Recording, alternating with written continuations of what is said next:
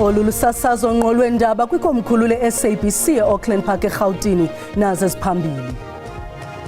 We have since beefed up the deployment here to ensure that the commuters are safe.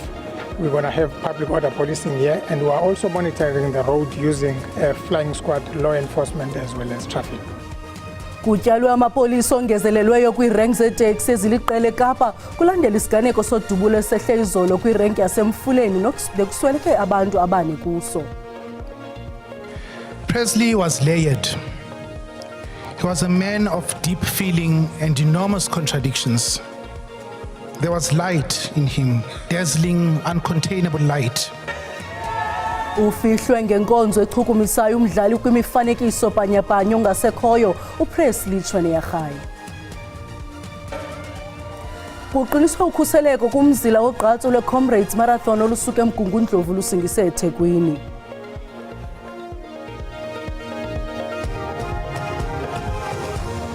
Molweni emakhaya, khongozelani uvimbe sinilungiselele wona ngokuhlwanje.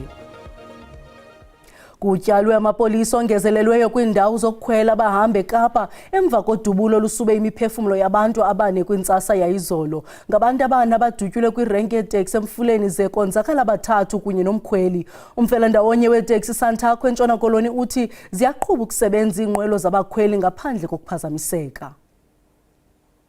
Abasemagunyeni bathi baxhalabile ngokhuseleko lwabakhweli bezithuthi zikawonke-wonke emveni kohlaselo lwaseMfuleni. Amapolisa athi imipu eyingozi yohlobo lombayimbayi isetyenzisiwe kolu hlaselo kwaye akukho bani usele enqakulwe. We have beefed up the deployment here to ensure that the commuters are safe. We're going to have public order policing here, and we are also monitoring the road using flying squad, law enforcement as well as traffic.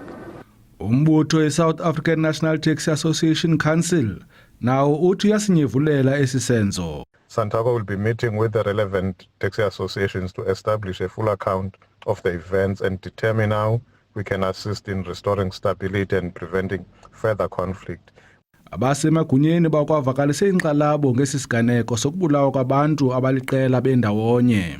I am shocked and deeply saddened by this senseless act of violence. We cannot allow criminality to take hold of our public transport spaces and threaten the safety of innocent commuters and workers. I appeal to the community and the minibus taxi industry to stand united, remain calm and fully support the police investigation. Those responsible must face the full consequences of the law.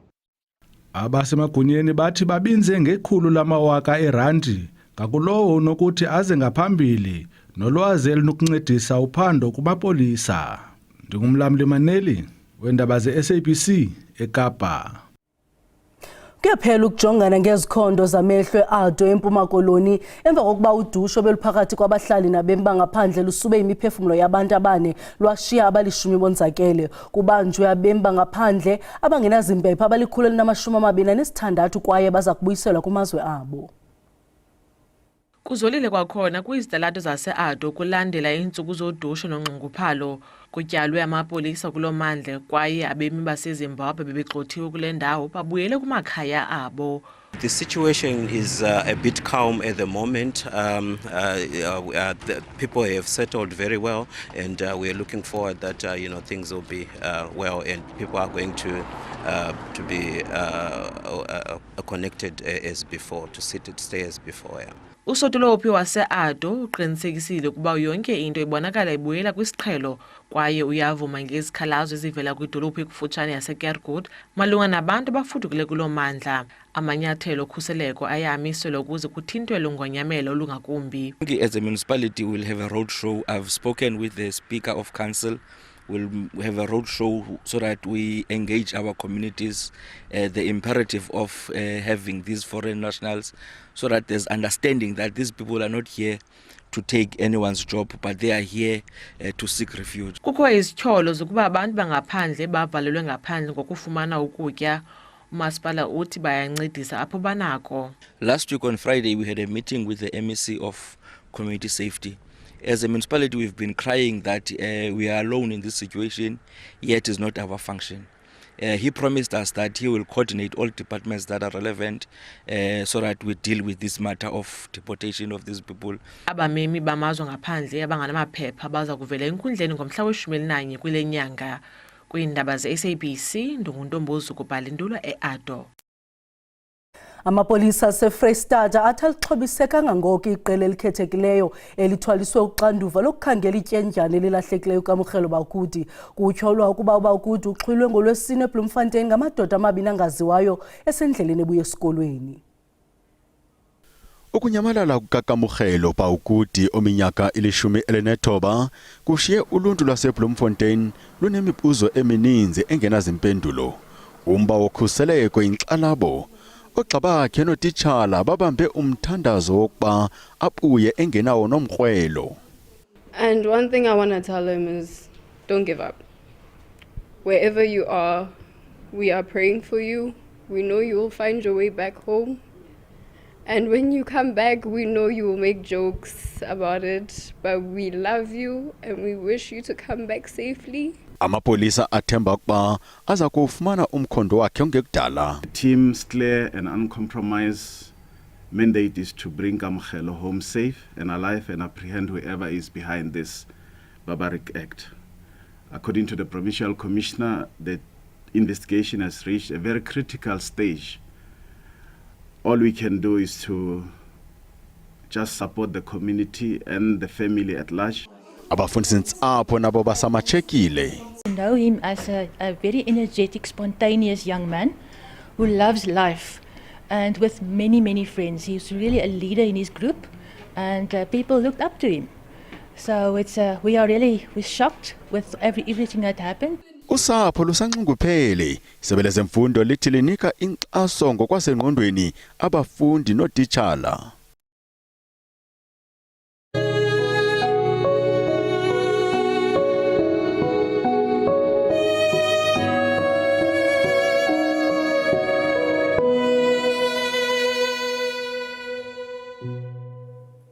Umpondo sihlanjiwe womdlali weqonga uPresley Chweneyagae ungcwatyelwe kumangcwaba seZandfontein ePitoli namhlanje. uChweneyagae usulekene iminyaka engama-40 kwiveki ephelileyo.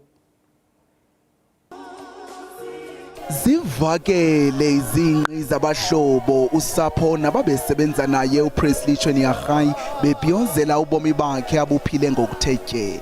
Bingumbhono mxesibe kwiholo lase-Acacia ePitoli, uluntu luzokugxwala emswaneni ngelithi ibe inkwenkwezile ukusukela ekuqaqambeni kwayo ngo-2005 njengomlinganiswa ophambili kumdlalo kaTsotsi owathi wajize ngembasa ye-Oscar phesheya kwelwandle.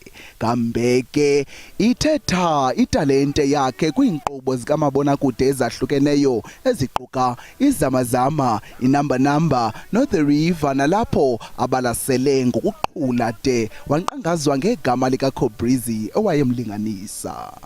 He was a man of deep feeling and enormous contradictions. There was light in him, dazzling, uncontainable light.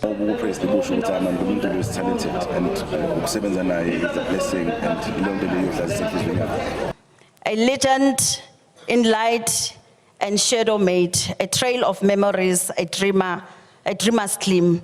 You lit our screens, you were the dream. Kananjalo umhlobo wakhe uMasemula umbabaze hayi njengoba esebenza naye kuphela koko njengomntakwabo besoloko ekulungele ukuntamisa uthando novelwano. Ma-Africa, if we speak about love, can we not pretend and act about it? And we must really be about it. Kyalekopa. Mwelondini equbula igqitha kufa uliqeleko inkosikazi kaChweneyagae nabantwana bakhe bazityande igila ngokugutyungelwa leli lifu lokushiywa yintsika yekhaya ebelisafudumele. Ukanti ke uChweneyagae uchazwe njengeqhawe elithe noba belisaqabela iminyaka nje ngama-40 kodwa umzila wemisebenzi nesimilo sakhe zabesele zishiye inkuthazo ezinzileyo kumbhono mxesibe kwicandelo lobugcisa. Bambi bathe seligcinwe elifuthe lakhe de nesizayo isizukulwana sixhamle. Ndimlo Lilitha Ntsundwani kwiindaba ze-SABC. Kwalapha ezintabeni kukhunjulwe isiganeko sovukelo lwasemampondweni ngo-1960 esaziwa ngelenxusa revolt eFlagstaff, kodwa masithuma umntwana evenkileni kuqala.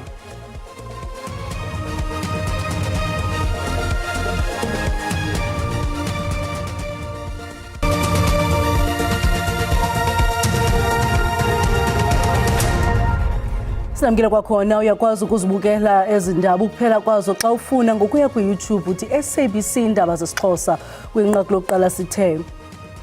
Kutyalwe amapolisa ongezelelweyo kwiirenki zaseKapa kulandela isiganeko sodubulwano esehle Emfuleni izolo nalapho kusweleke abantu abane. Isanda kubamba ingxoxo zoxolo ngomvuli imibutho yenoteksi engquzulanayo eKapa. Inkokheli ye-DA umnumzana John Steenhuisen ibhengeze umnumzana Retief Odendaal njengomgqatswa we-DA kwisikhundla sikasodolophu kumasipala ombaxa wase-Nelson Mandela Bay. OkaSteenhuisen wenze esi sibhengezo ngethuba kuphehlelelwa iphulo lokugaya inkxaso nelibizwa ngephulo lokuhlangula isikhundla sikasodolophu kwi-Northern Areas kwesi sixeko. Sekuphele isithuba esingaphaya konyaka onesiqingatha waphumayo umnumzana Retief Odendaal kwisikhundla sikasodolophu kungoku nje ukwiphulo lokubuyela kwesi sikhundla. The reality is Nelson Mandela Bay is not open for business. We see how businesses are struggling to invest here.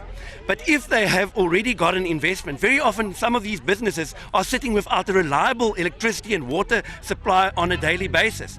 Nobody wants to invest in a broken administration. Inkokheli ye-DA umnumzana John Steenhuisen ithi uOdendaal wakubonakalisa ukuzimisela kwakhe ngethuba exhuzula imikhala njengosodolophu kwaye uqinisekile ukuba nakweli tyeli angenza umsebenzi oncomekayo. OkaSteenhuisen ugxininise ukuba makubonakale izenzo ngaphezu kwezithembiso. He's already demonstrated that he has what it takes to get the city working again. But what he needs is a working majority in the council to be able to be solid and ensured of a stable government going forward. Eli qela libhengeze umgqatswa walo ngethuba kuphehlelelwa iphulo lokugaya inkxaso kwingingqi apho abahlali bengena ezitalatweni besenza inkonzo zikamasipala ezifana nokucoca ingingqi yabo. I feel what our residents in this area in Watery 4 is feeling, and we've come out to physically help make a difference in this community. We'll be looking at cutting the grass, services that should be rendered by the municipality. I-DA ityhola ngokuba oko waphuma esihlalweni sikasodolophu umnumzana Odendaal esi sixeko sase-Nelson Mandela Bay silahlekelwe imali efikelela kwi-900 million rand. Intsapho zamaxhoba embubhiso yesininzi engqusa Hill eFlagstaff eMpuma Koloni athi urhulumente zange azifezekise zonke izithembiso zakhe. Okukuvele ngethuba lomsitho wesikhumbuzo sama-65 sale mbubhiso eyaziwa ngelempondo revolt. Bali-11 abantu abadutyulwa lahlanziselwa kule nduli ngo-1964. Uvukelo lwamampondo lubonwa njengenye yendlela abantu basezilalini abalwa ngayo urhulumente wengcinezelo. Oluvukelo lwaphenjelelwa kukungoneliseki kwamampondo yinkqubo yokuxuthwa kwemihlaba ngelo xesha. Esi sikhumbuzo sijoliswe ekunikeni imbeko indima eyenziwa ngamampondo kumzabalazo wenkululeko. Ezinye iintsapho zabo baswelekayo zisakholelwe ekubeni kuninzi ekufuneka kwenziwe. Ukuthi okokoko saswelekela ngotatomkhulu bashiya kusokolwa. Sisasokola nangoku kuba kaloku utatomkhulu ushiye umakhulu enabantwana. Abantwana bazeka abafazi, bezekela umakhulu ohluphekayo. Abafazi bafikela emzini ohluphekayo. So ngulayini nje wenhlupheka okokoko kwabhubha utatomkhulu. Abantu baseNquza Hill bathi bavuyiswa nakukubona esisiza sesiganeko siphuhlisiwe. Kodwa ikomishoni yenkonzo zoluntu ibona ngathi ngeyekhunjulwa onke amaxhoba. Kubantu ababekho kulamadabi alapha banye babesuka kwiindawo ezifana noNgqele kanti nalamadabi le-6 kaJuni 1960 biluvutho ndaba kukho iindawo ezifana noLambasi koMbizana emaXesibeni ezasele nazo zikho kulo mdyudo. Urhulumente weMpuma Koloni uthi lusuku olubaluleke kakhulu olu kubantu basemampondweni. Usuku olubaluleke kakhulu kwimbali yomzabalazo wenkululeko yabantu bakuthi ngakumbi apha emampondweni. Lelinye losuku mhlawumbe elingagqamanga xa uthelekisa namanye amasuku aneziganeko ezifana nalo. kodwa lusuku elwenza imbali nokuqinisekisa uba ne-ANC iyayicinga into ekuthiwa yi-arms struggle, ukubheka emfazweni isebenzisa izixhobo. Yenye yemeko nentshukumo ezasukela apha kwiphondo revolt. Urhulumente weMpuma Koloni uthi amaphulo axabisa iibhiliyoni zeerandi afana ne-End to Wild Coast kunye neledama laseMzimvubu ngamanye kwamaphulo aza kuncedisa ekuphuhliseni lo mmandla. Kwindaba ze-SABC ndingufundiswa Mhlekude eFlagstaff. Ukanti ikomiti eququzelela ukwakhiwa kweziko lesikhumbuzo sembali yaseGugulethu ithi ziyaqhuba izicwangciso zokwakha iziko lokuhlonipha iqela lamadoda elalisilwa ingcinezelo elaziwa njengeGugulethu 7 nabadutyulwa babulawa ngo-1986 ngamapolisa exesha lengcinezelo. Sele kuphele iminyaka engama-39 susela oko kwathi kwabulawa ngenkohlakalo amatshantliziyo aseGugulethu awayichasene nenkqubo yocalucalulo. Ukubulawa ngokungenalisini kukaMandla Simon Mxinwa, Zanisile Mjobo, Zola Swelani, Gofri Miya, Christopher Pitt, Themba Mlefi kwakunye noZabonke Konile ngomhla wesi-3 kuMatshi ka-1986 kothusa ilizwe lonke. Kungoku nje imonument okanye isivivana sokukhumbula nokuqaphela igalelo lalamatshantliziyo kwinkululeko yeli siza kuthi sigxunyekwe kumgama wesiqingatha sekhilomitha apho babebulewele khona. Ayikho into ukuthi umuntu athethe ngendawo yakhe abengayazi, buza ukuthi uhlala phi, nihlala eGugulethu, ngubani eGugulethu, akho zitori zivakalayo, wazi into nje uhlala eGugulethu. So he'll be able to do that, le project. Abantu bazawuzazi ukuthi bangobani and izasihlanganisa singabantu baseGugulethu. Amaxhoba afumana amanxeba aliqela wembumbulu kwaye adutyulwa entloko. Njengokuba sikwiphulo lokukhumbula nokwakha le monument kuthiwa iGugulethu Memorial Monument, sisikhumbuzo esi sabantu ababalulekileyo kakhulu, abanye abazange balifumene ixesha lokuwongwa. Thina sithi njengabantu nabantwana baseGugulethu siyabawonga ke. Iintsapho zithi ziyalamkela elinyathelo kodwa zikwathi azikaxoli. Sikwamemelele olunye uphando malunga nesi siganeko. Since families with le closure ayikavaleki up until ke senze enye inquest yabo. So at the moment we say although as in families azikho happy, but some of them are happy, but we need another inquest as well. Le komiti ithi ulwakhiwo luzaqala kungensuku zatywala kwaye kulindeleke ukuba lugqitywe ngenyanga kaSeptemba. Ndinganile Mbanjwa wendaba ze-SABC eKapa. Iintupha sezinja beziphambili kwimiboniso yemidlalo yezinja ebizwa ngokuba yi-Fair Fiesta Dog Show nebebanjelwe eWhite River eMpumalanga. Ukhuphiswano kule midlalo luxhaphakile kodwa konke oku kusegameni lolonwabo nokubuka ubuhle bezizinja. Thank you very much for supporting our first category, Loveliest Lady. Lukhuphiswano olwahlukileyo apho izinja ziveza ubuhle bazo zichule ukunyathela ngeentupha zazo kukhuphiswano lwezinja ezinyawo zine. Izinja zohlobo lwamaDatshi kunye neJasmine ziphumelele kwindawo yokuqala neyesibini kolukhuphiswano. I actually brought them in last year as well, and Jasmine was in second prize last year.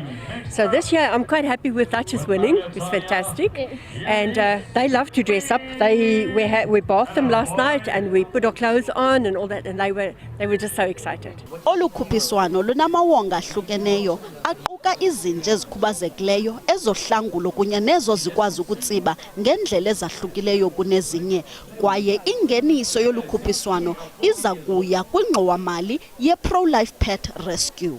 We rescue approximately 300 to 500 animals, cats and dogs per year. And we don't euthanize. We're a no-kill shelter. We don't euthanize the healthy animals. And they stay with us until they get adopted. Last year we have another first one, and it was about 800 people. About 75 doggies attended the competition. Ngoqala ezimbalini umdyarho apho kukho nezinja ezimfutshane kunezinye, inkwenkwane neminyaka emihlanu egama lingu-Enzo iphumelele kulo mdyarho.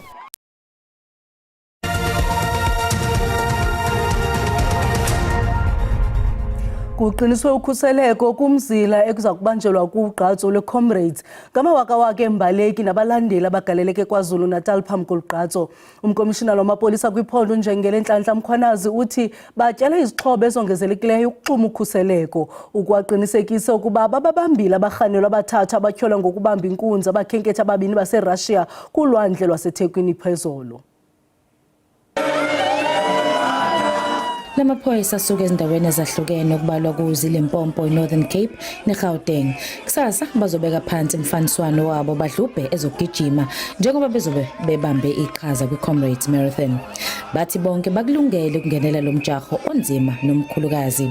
Kulonyaka bangaphezulu kwa-22,000 abantu abangenele lo mjaho nokuyisibalo esikhulu kunazo zonke zalo mjaho uma usuka eMgungundlovu ubheke eThekwini. Labagijimi okukhona phakathi kwabo abanesipiliyoni sokugijima nabazobe bekala bathi inhloso yabo yinye nje ukuthi bawuqede. Once I ensure that I run 4 marathons, and in a week I go for a solo long run, and my support and my family, they support me every time. I must be honest, Comrade has taught me discipline. So even when it comes to work, I'm a person who doesn't give up easily. Njengoba bezobe begijima nje oza kwabo bona bazobe beqaphe ngeso lokhozi yonke imizila yalomjaho. Siyazi lokho busy.